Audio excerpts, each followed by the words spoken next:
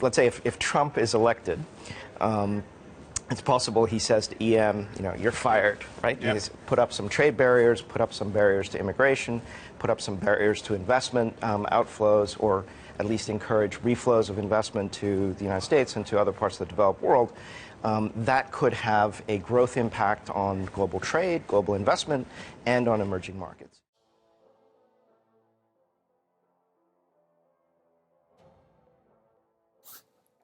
In this documentary, we focused on the investment risk that is posed by the emerging markets. Through this lens, we will show how the emerging markets do not actually add any additional investment risk to the global economy. Instead, they are actually considered by many investment professionals to be a great asset. Emerging markets are much more unstable than the developed world. If you were investing in the last 40 years and you wanted to just be in the United States or just be in a couple of European countries, that was okay. But if you're investing primarily in emerging markets, the outcomes can be radically disparate and very quickly, which means you're going to have to take a lot more bets to have the same sort of type of risk profile. That's important to know, can be difficult to do. The emerging markets consist of 5 different countries: Brazil, India, China, and Russia. An emerging market economy describes a nation's economy that is progressing towards becoming more advanced, usually by means of rapid growth and industrialization. These countries experience an expanding role in both the world's economy and on the political frontier. When you say, well, why the emerging markets? They are the engine of global economic growth today. Their economies are growing faster than those in the developed world, countries like the US, Europe, and Japan. And they happen to have better fundamentals, better balance sheet fundamentals. That means that they're taking on less debt to grow their economies, and so that employs a different level of risk than you see in the developed world, where Europe has their debt problems, Japan has debt problems.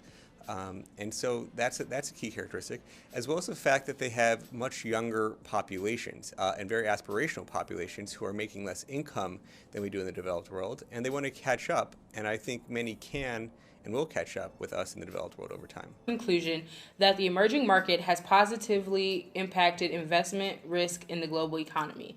The first of these is GDP. GDP stands for Gross Domestic Product, and this is the monetary value of all the finished goods and services produced within a country's border in a specific time period. GDP can help to gauge a country's economic health.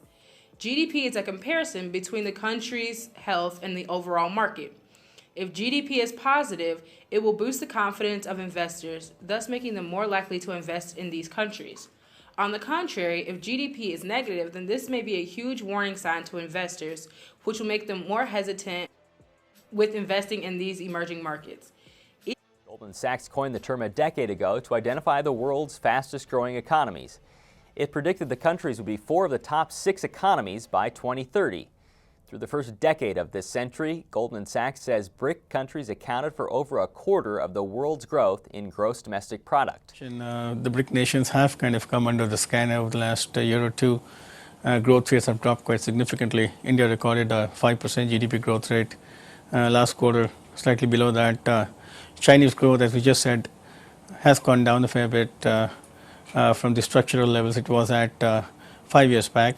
Brazil, after hitting a very significant high in 2011, I think at 8%, has gone down significantly down to about 2%.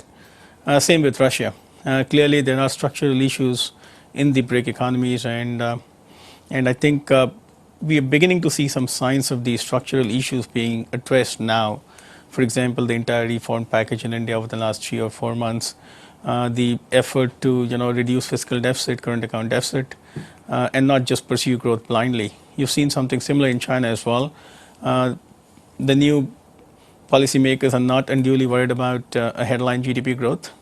Brazil also, they increase interest rates. They're sacrificing growth for a more stable and a more sustainable environment. So our sense is that it'll take time for these measures to flow through in the form of higher structural growth. But it seems to us that they are on a better track today than they were last year, when they were ignoring the structural challenges that the economies were facing. How have a listing of some of the things? It's a massive market with great potential. The reasons: there's strong GDP growth. The government is focusing on reforms, political stability, that move towards consumer services and goods.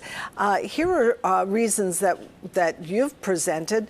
Tell us a little bit about how that translates into a strong investment opportunity in India. Yeah, so at a time when globally we have seen that global growth is kind of weakening down, India is likely to grow at 7.5% GDP growth rate. In fact, the forecast for IMF says that India should grow that even next year. And that is primarily driven by the strong domestic market which is there. India GDP, 60% of the GDP contribution comes from domestic consumption. And domestic consumption is likely to receive a good boost this year because we have the 7th pay commission, which is going to increase the salaries for a lot of the government employees. And we had 2 years of pretty bad monsoons, and the forecast for this year is that the monsoon will be above average. So that should again boost rural consumption. So we have consumption likely to pick up going forward. And the government is putting a lot of focus on public investments in infrastructure. 4 countries in the emerging markets saw their GDP rise annually. In particular, China, whose GDP increased roughly 6 times since 2003. We know in the last 10 years, Chinese GDP growth was amazing. 10% of historical peak is even higher than that. From this chart, you can tell. In 2007, GDP growth is close to 14%. It's almost unbelievable. Yeah, in the last 10 years, on average, GDP growth is around 10%. Yeah, we think it's too fast. I think everybody know it's unsustainable. Yeah, we agree with that. So I think the worst, I'm not talking about the worst case scenario, I think eventually, over the long term, in the next 5 or 10 years, China's GDP growth will slow down to 5%. But even 5%, I think is much better than 10% or 8%, because it's more healthy, more sustainable, and more balanced.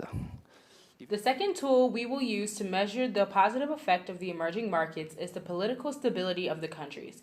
Politics highly affects the emerging markets and are indicators to investors on whether or not they should invest in a certain country. If a country's government is helping to push the growth and making the strides that are necessary to help the economy, this could be a very positive sign to investors that they would have the support of the government to back their investments. India, which has been a relative bright spot within the emerging markets since the election triumph of their Prime Minister Narendra Modi and his party in May 2014, politics has presented a small risk to India, realizing its potential as a high-growth market. India remains a star within the emerging market world. The third measurement is population growth of a country. Population growth can give investors insight onto whether or not to invest in these markets. All of the BRIC emerging markets have had consecutive quarters of good growth in population. Some of them, such as China and India, have seen large population growth over the last couple of years. These economies make up around 42% of the world's population, which is estimated to be higher than 7 billion. China and India in particular are highly populated. Respectively, they are the highest and the second highest population countries in the world. Out of every 8 people in the world, around 3 come from either India or China. All of the BRIC nations are characterized by the rising middle-class population and relatively young population compared to the developed world. Brazil has a median age of 30.7 years, while India's median age is around 27 years. Japan and Germany's median ages are higher at 46.1 years each. A young population means that there are more people working compared to a country with an older population. Also, a higher population means that there are more consumers. Consumption has driven India's economic growth for decades. China is now transitioning into a consumption-driven economy. The advantage of being a consumption-driven economy is reduced dependence on other economies' well-being for exports. Who should consider political risk cover? And the answer is essentially every company with assets in emerging markets.